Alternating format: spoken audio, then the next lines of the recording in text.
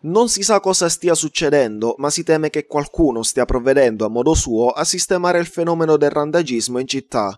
A Favara in pochi giorni sono letteralmente sparite decine di cani, e questa la segnalazione fatta alla nostra redazione dalla favarese Rosanna Arnone, una volontaria che da tempo si occupa dei randagi mettendo a loro disposizione anche un piccolo rifugio. Come volontaria che da anni opera sul territorio, scrive la stessa, ho assistito negli ultimi giorni alla scomparsa di molti dei randagi che assistevo. Rosanna Arnone afferma di essersi informata con altri volontari e di aver ricevuto svariate segnalazioni dai cittadini, elementi che hanno trasformato la sua preoccupazione quasi in certezza, e cioè che è in atto una disumana eliminazione del problema del randagismo. Insomma, pare che qualcuno, non si sa come e dove, stia sistemando il problema in maniera non proprio ortodossa.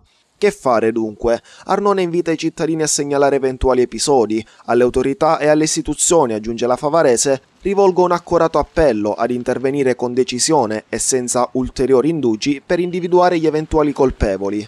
Non sappiamo cosa sia successo e cosa ancora stia accadendo, conclude l'appello di Rosanna Arnone, ma siamo sicuri che, malgrado i mille problemi, questa comunità e i suoi rappresentanti non resteranno impassibili a questi gravissimi fatti.